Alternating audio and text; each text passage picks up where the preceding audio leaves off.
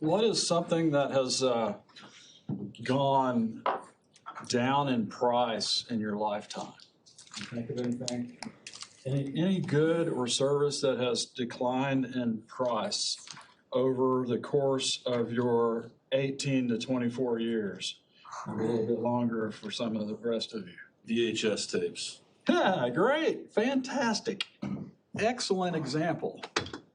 How many of you own VHS tapes? All right, you do, really? And you have something to play them on?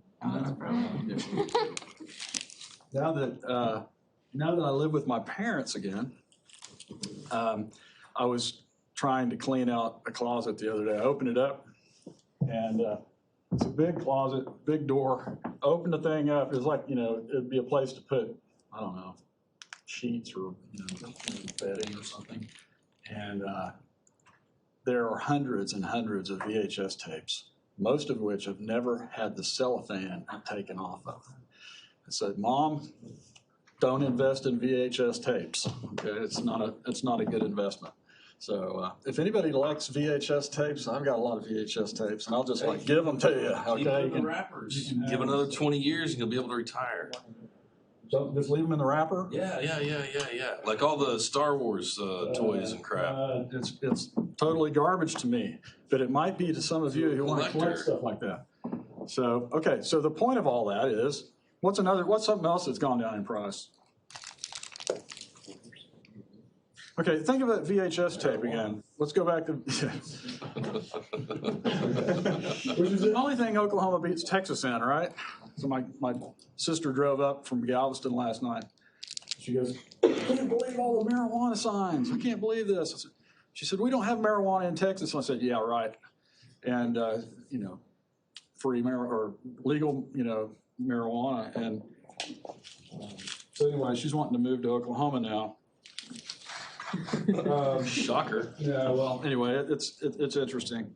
But, Oklahoma does have some rules, some more sort of free market-oriented rules that some other states that you might think of as maybe more progressive or more conservative might have. So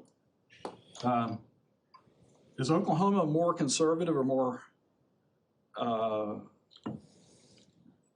what's the other way?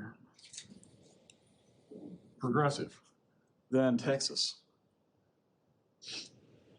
Probably more conservative. I don't know. I don't know the answer. 77 counties, all red, past 3 elections. What do y'all say?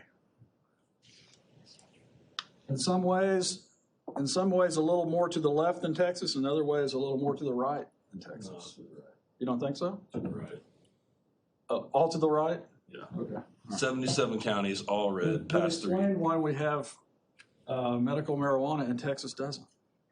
Texas. That's a conservative ideal. That's more libertarian. If you watch Live PD or something like that, not that I would ever watch that on Friday and Saturday nights. If you ever watch Live PD, I always like watching the dude, his name's Kennedy in Austin, Texas. You know what I'm talking about? Yep. He's really a fantastic cop to watch. He's very, very professional. But it's always killing me because, these people are pulling people, they're getting pulled over for minuscule amounts of marijuana, and it's in Texas. And you think, Texas borders Colorado, all right? Somewhere up in the panhandle. Does it? No, it doesn't. Okay, but it's really close. It's just like 32 miles across the Oklahoma panhandle to Colorado, right? So anyway, I'm thinking of resources here. Right. So things that have gone down in price. Okay, let's take the VHS tape. Fantastic example. Which, only 20 years ago, some of you are probably, were brought up on, I don't know, Barney tapes or something like that. What did mom and dad throw in the VCR or the DVD to keep you tame? They locked me outside. They locked you outside? Okay. All right, well, for my kids, we're a little older and Barney, stuff like that, and I don't know what else. But the VHS tape itself, what is, if you had a VHS tape from, I don't know, when did they quit making them?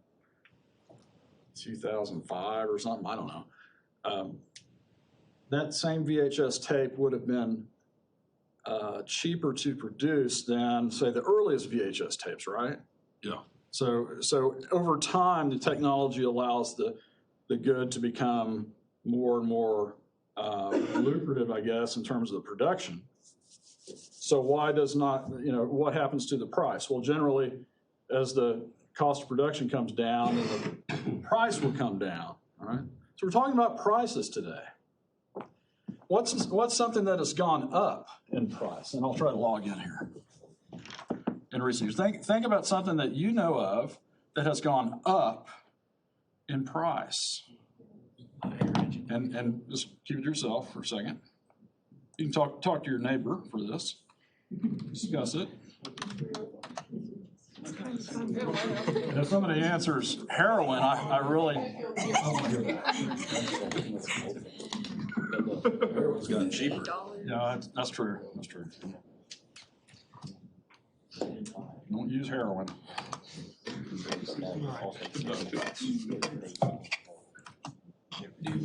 Oh, man, this is not working for me. Remember, you changed your password recently. Yeah, I'm looking at it right here. I just logged in to this same place. Okay, we're gonna shut her down and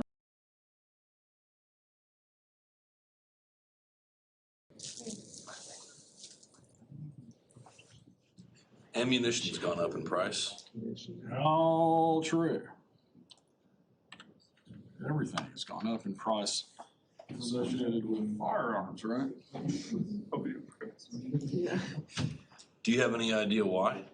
Well, you all know why. Right? What's your idea?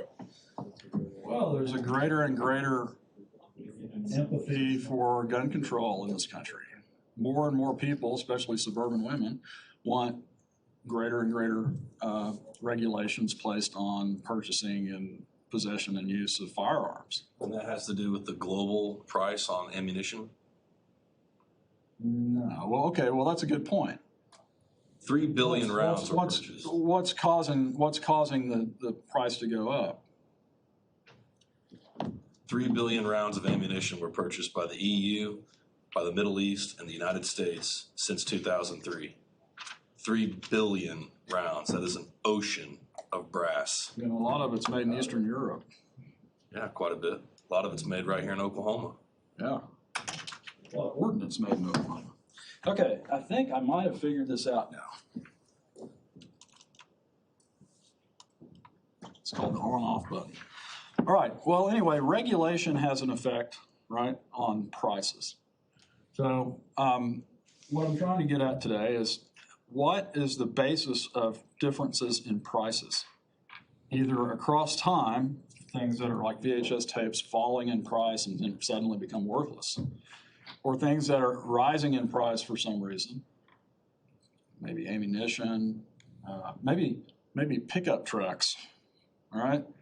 I used to aspire to own a brand new pickup truck, and then once they got over like $60,000, I said, I'm just gonna give up. I'll never have one in my lifetime. So how do we turn this thing on?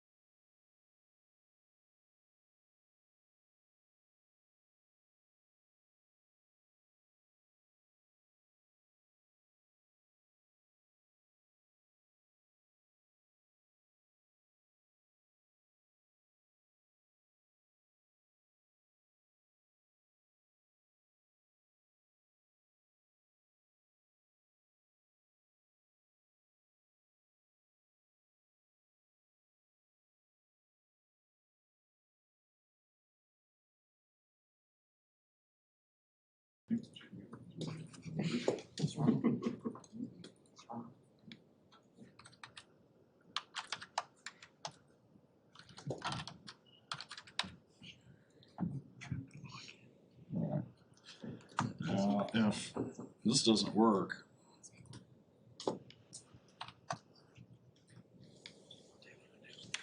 Everybody hold your breath.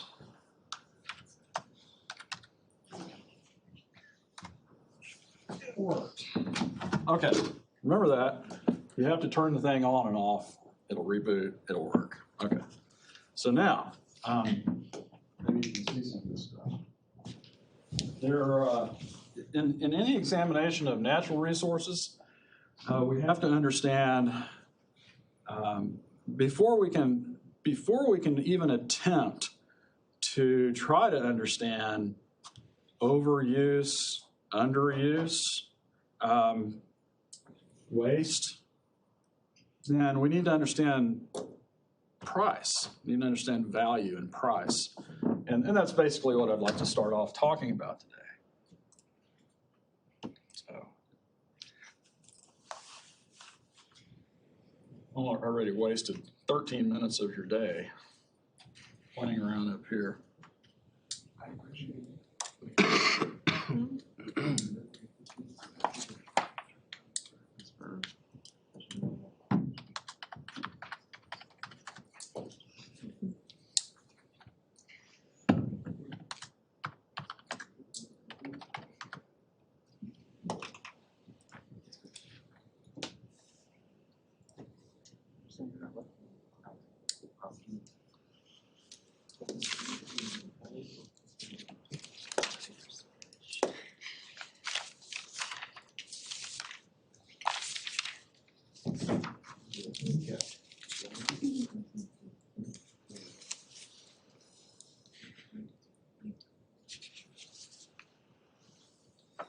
Hey, how many of you have looked into the, what do we call it? Thing I sent around to you the other day? Collaborations? Anybody check that out yet? Look at it.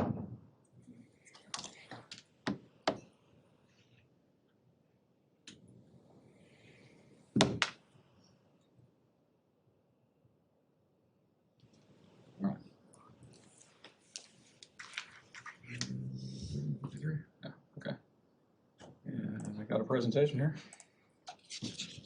There. You all see that? Not really. All right. So here's some basic ideas getting started with natural resources. And see how this goes. Web versions. Yeah, there we go. All right, so a couple of perspectives that you often find in any discussion of natural resources and the idea of conserving natural resources. Mostly we have two very, very general perspectives, what we might call an economic perspective, and one that is more of an ecological or ecologic perspective. And by these we mean the economic perspective is one that's centered on human definitions of resources, all right, and human value of resources. If I skip down to this one, the ecological perspective is much newer, generally speaking, and it is a perspective that is more nature-centered or ecocentric, okay? A lot of you may have become interested in this course because you have a perspective that is nature-centered, that you love nature and you love the natural world. I'm with you on that, and you want to protect it. Okay, you don't want it to be spoiled. You don't want it to not be there for your kids and your grandkids and 100 generations down the road. So that's basically the ecological perspective versus the economic perspective. It's a matter of what can the natural environment do for me? How can we preserve the natural environment? Now, you might notice that under the economic perspective, I have fulfillment of human needs and desires. And here we have the need to sort of fulfillment of the very basic biological needs. What's the difference between those two statements? And how would they play out in these two different perspectives? Hi, Summer. How are you? Good to see you. Simmer. I said Summer. Haven't seen you all summer, Summer. Good to see you, though. All right. Newly enrolled into the class. So what's the difference between those two statements? How would you elaborate on that? Fulfillment of human needs and desires and fulfillment of basic biological needs. Which one of those would you like to pick? Well, what are your basic biological needs? Water and air and food. Food, water, shelter, clothing? Well, maybe this time of year. Okay. Waste management. Well, that's not a basic human need necessarily. I mean, what do you have to survive? You gotta have water, you gotta have food. Probably gotta have shelter, probably gotta have clothing. Anything else? Space. You gotta exist, right? You gotta have a place to exist. How about for the perpetuation of the species? Other people. Yeah, sort of. Not necessarily anymore. Okay. The perpetuation of the species. What do you have to have?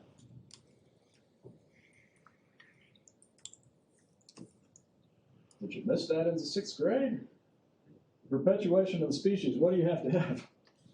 Reproduction. Yeah, reproduction. You got to exact, right? So you have to have the ability to, So anyway, you got to have all these things in order to survive and for the species to survive.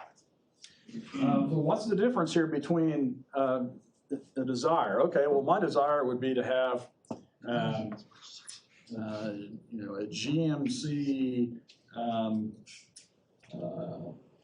2500 4-wheel drive, brand spanking new, $60,000. That's a desire. I can survive without it. I'd like to have it, I desire it, but I can survive without it. Okay? So that's, living versus surviving, I guess what we'll say. You agree with me? All right, so I can't give up water, I can't give up food. Okay? I can give up the fancy pickup. So our economic perspective in understanding resource use involves things that, here we're maybe wanting to enjoy life and live better. And here, the ecological perspective is one in which you're seeking primarily just to reach a low level of sustainability, right? So that there's not an overuse. We want to be conservative. So the ecological perspective in terms of the natural environment is one that seeks to maintain stasis, right? To maintain things, to keep it level, to keep it from being depleted, right? We understand that. Okay. Now, one thing, and this is just very basic stuff, of course. Are there any questions about that? So if I refer to an economic perspective versus an ecological perspective, I don't like to use that term very much, those terms. But we'll see this over and over. All right. Now, there are a lot of other ways of classifying natural resources. Let's go ahead and just throw out some terms. What are natural resources? How do you define that?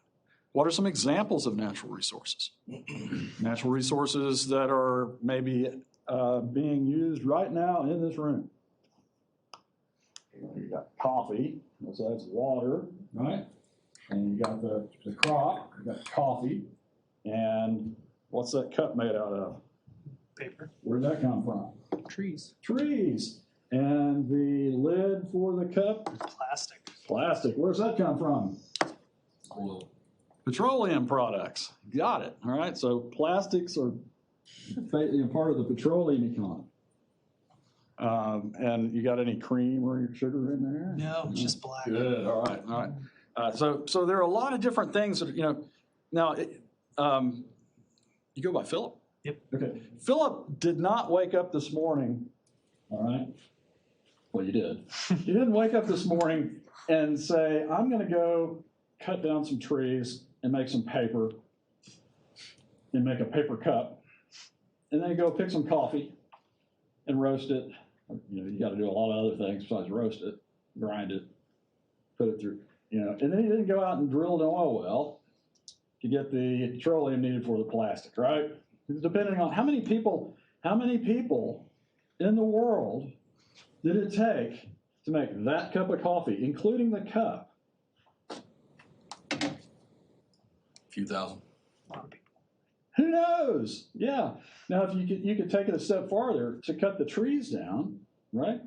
To cut the trees down, what did you have to have? Anybody say an axe? Chainsaw, right? And how about to process the paper pulp? Well, you had to have a paper pulp mill and maybe a lot of machinery. So Philip didn't wake up and do that. Okay, somebody else has already done all that. Okay, so if you look at all of the effort and work that it takes to produce that cup of coffee, which, by the way, what'd that cost you? It's $2. $2, all right, and that's Too much. Seattle's Too much. Okay, $2 too much. Yeah. Okay. So it's $2, and somebody's making a profit off of that coffee, right? Even though it took all of those resources and thousands, maybe millions of people ultimately to produce that cup of coffee, right? And when I say producing, I'm not saying just directly producing it, not the barista, but all of the people who are involved in the economy that produces that. If you go to Highland, Papua New Guinea, right? If you go to Highland, New Guinea, you may not be able to find a Starbucks or whatever that is, Seattle's best. And you're definitely not going to find anybody that has those plastic coffee lids, right? It's just outside of that economy. So keep all these things in mind when we're looking at prices. So what are some natural resources right now? We've talked about paper or timber. We talked about petroleum, all right? So mineral resources of whatever type, oil, gas, coal. What are some other mineral resources? Lead, zinc, lots of other things that we probably don't, molybdenum or whatever we call these things. Have you heard one of the newest kind of gold rushes for metals? I got a pair of boots just like that. Neodymium. They're fantastic. Got them at Walls. I got them at Walls for like nothing. I wore these up and down the wall of the Grand Canyon. All right. They're the best, Cool. man. Cool. I love them. All right. So have you ever heard of, what do we use? What type of metal? By the way, I think it's the softest metal in existence. Anybody know what I'm talking about? Anyway, this metal is now being mined. It's actually all over the place, but it's only concentrated in certain areas. What? Lithium. Lithium, exactly, yeah, for lithium batteries. In Chile, exactly, and maybe Bolivia. So but there's like a gold rush going for the lithium deposits now because of, Batteries. big batteries, lots and lots of batteries. There's batteries for everything. Trimmed this thing up this morning, using a lithium-powered trimmer that I found in my wife's bathroom. So anyway, so lithium is one of those things. Now, was lithium a resource 40 years ago? No. Was lithium a resource of importance? Was it a resource 100 years ago? No. It depends. Okay, so what is a resource? Something that has scarcity, all right? Something that has a limited amount. Is air a resource? Well, fresh air is a resource. It's limited. You can't find it everywhere. But if you're from Oklahoma, you've never had much of a problem finding it. But go to China, all right? Go to China and you'll see you'll breathe lots of awful air. Right? So, but then of course there are other things like water. What else? What are some natural resources that we cover in the course? All you have to do is look at the syllabus. Soil, right? Soil is a natural resource. It's a living natural resource, really. And what else? Soil, water, timber, grazing land or grass, wildlife, fish, okay? It goes on and on and on. But a resource by definition is just something that is scarce that you need, that you want.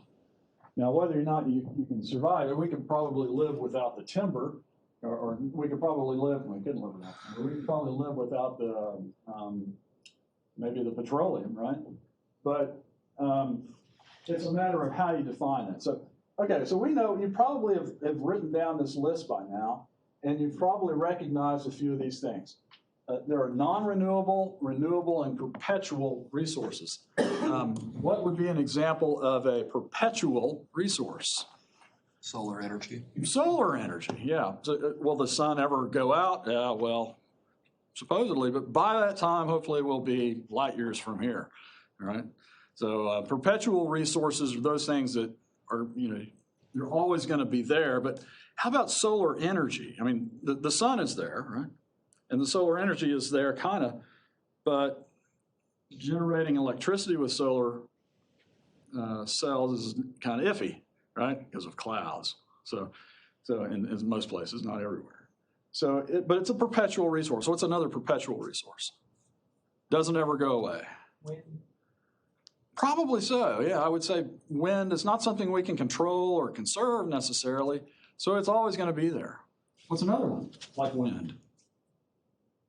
Ocean currents. Yeah, tidal currents or hydropower. It's a more or less perpetual thing. And tidal power is always going to be there as long as the moon's there. All right, so what's the difference between a perpetual resource like the sun and solar energy versus a renewable resource? So you wouldn't say, solar energy is a renewable resource. You don't have to renew it. You can't. You don't regenerate it. It just comes at us, right?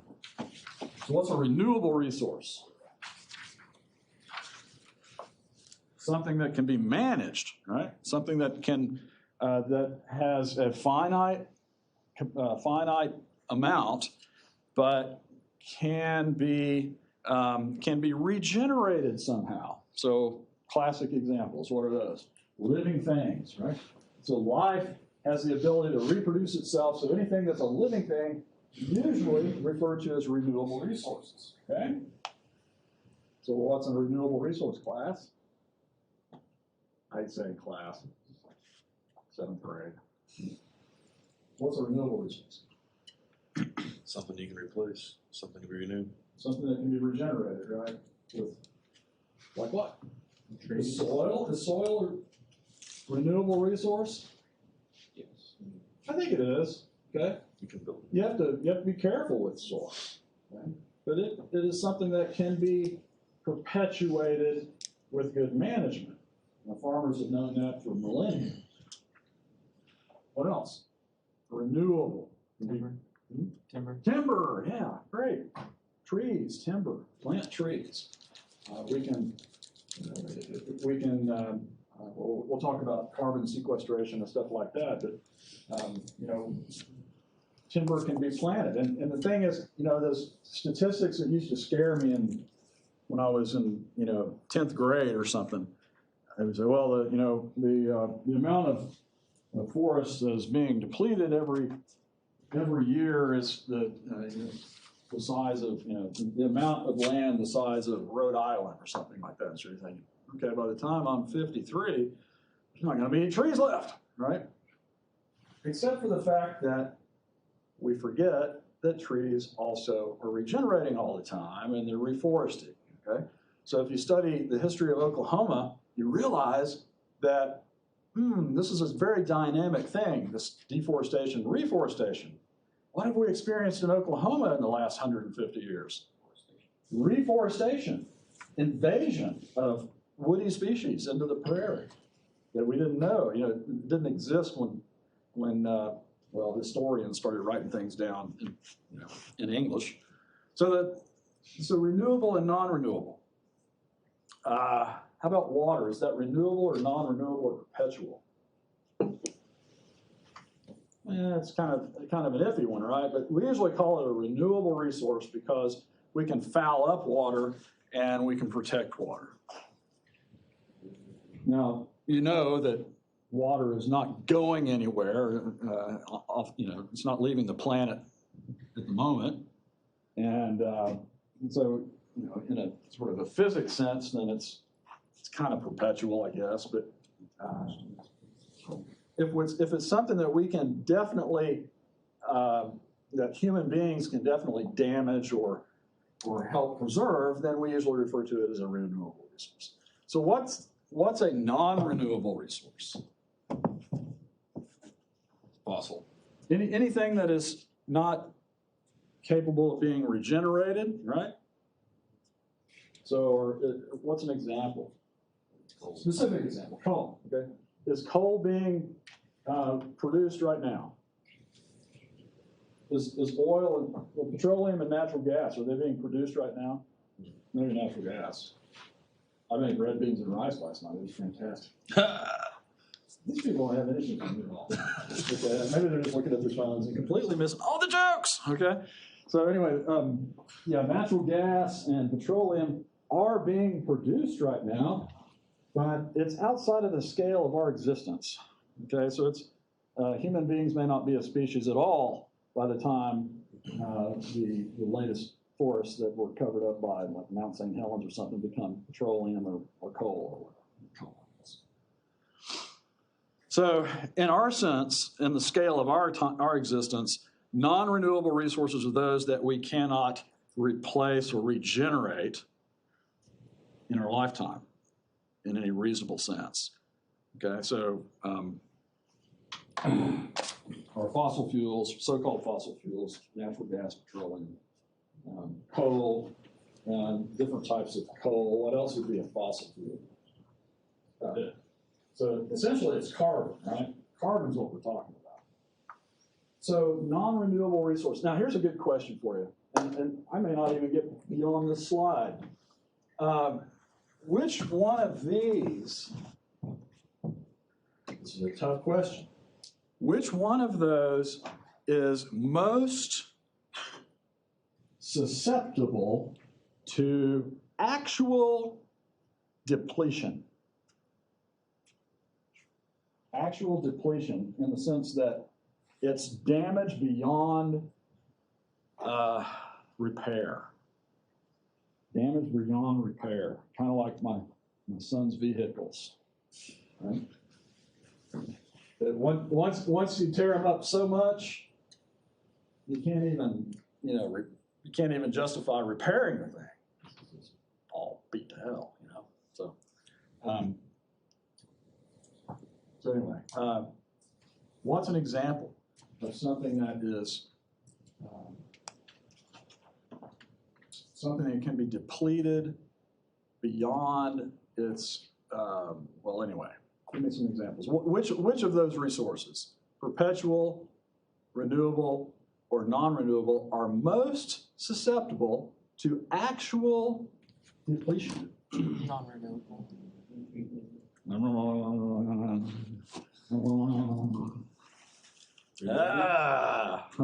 Renewable? How many of you say renewable? We have one renewable. Raise your hand high. Don't be iffy. Come on, stand up. Be courageous. Renewable. We have 3, 4, 5, 6. Are you voting or are you just throwing one out? Oh, yeah, sure. Okay, Renewable. raise your hand high and I'll count. 1. Oh, look, it's diffusing. It's diffusing. 1, 2, 3, 4, 5, 6, 7. Okay, how many of you say perpetual? Well, I hope you don't say perpetual. Because then you'd be stupid. And I know there aren't any stupid people in here. Well, maybe one. That's just me, by the way.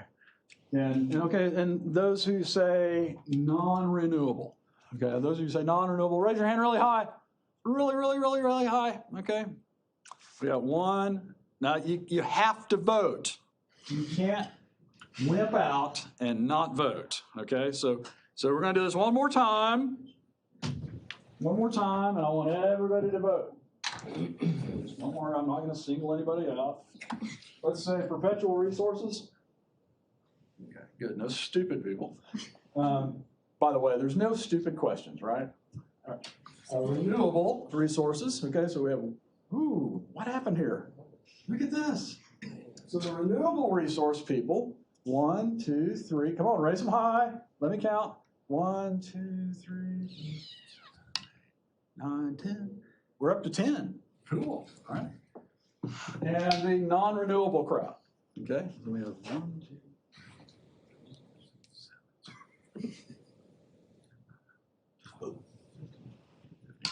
So if we're a democracy, the non-renewable crowd wins.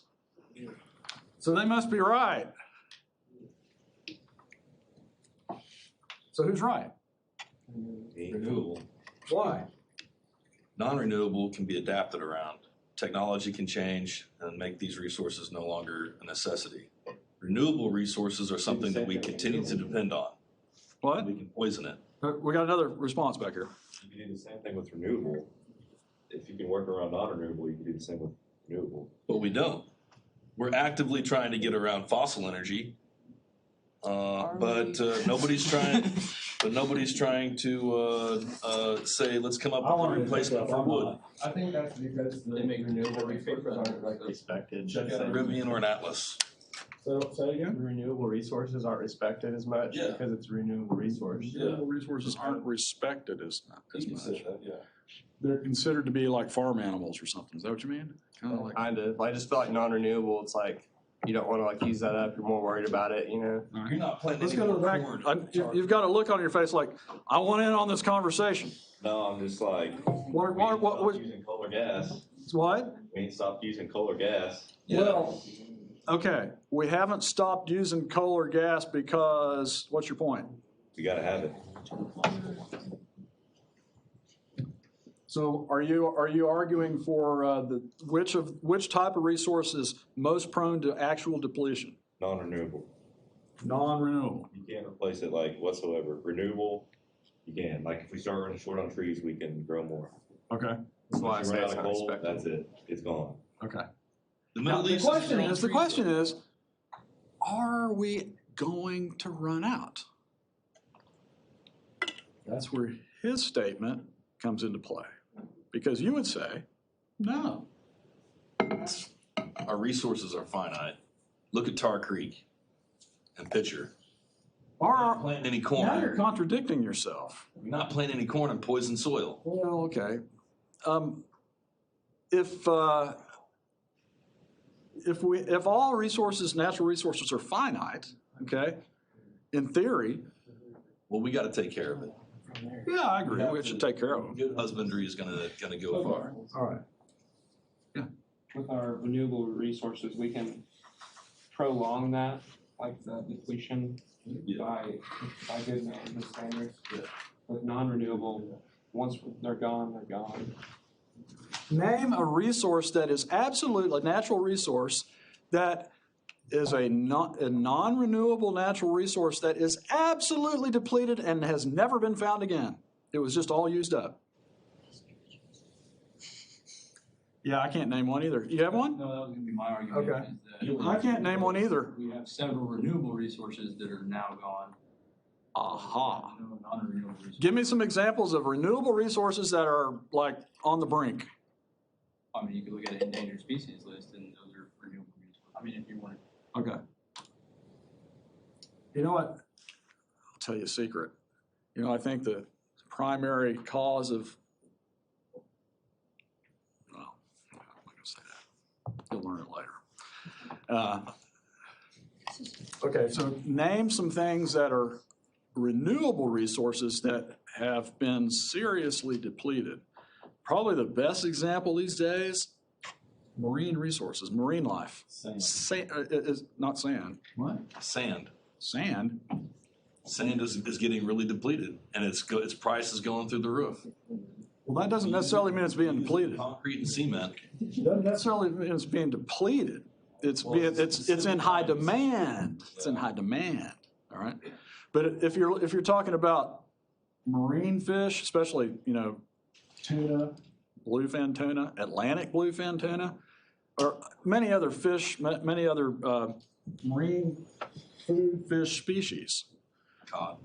Yeah, cod, Atlantic cod.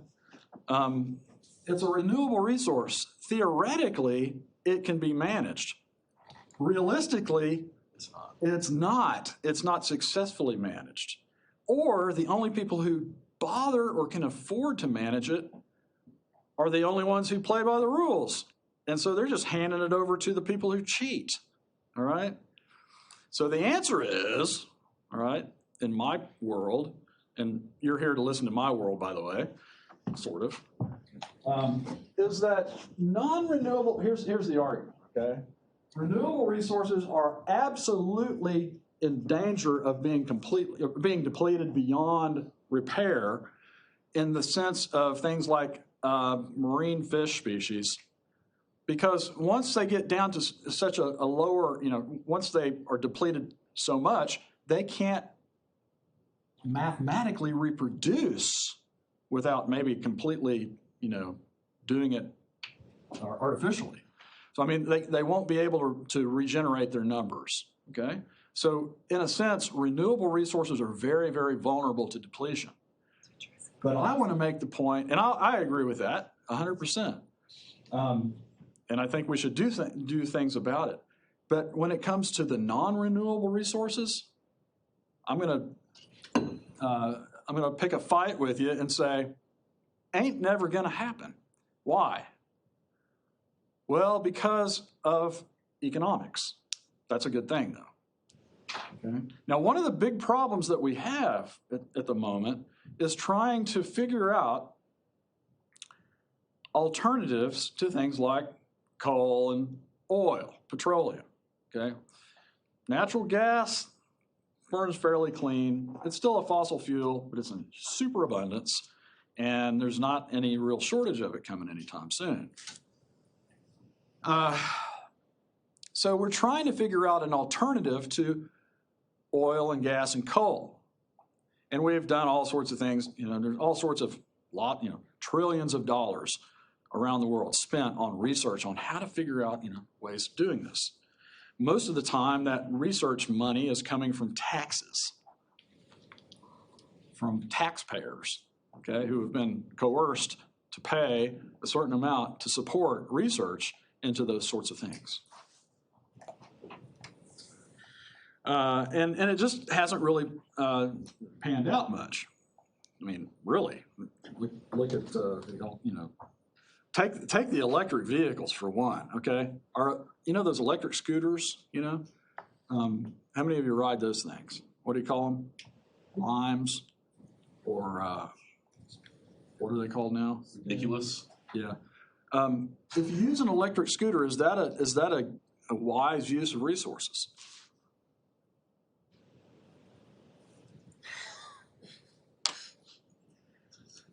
Open to opinion. How about what's the fancy electric car? Tesla. How many of you want a Tesla? Maybe some of you have a Tesla. Okay. How many? Is a Tesla a great idea? Yes.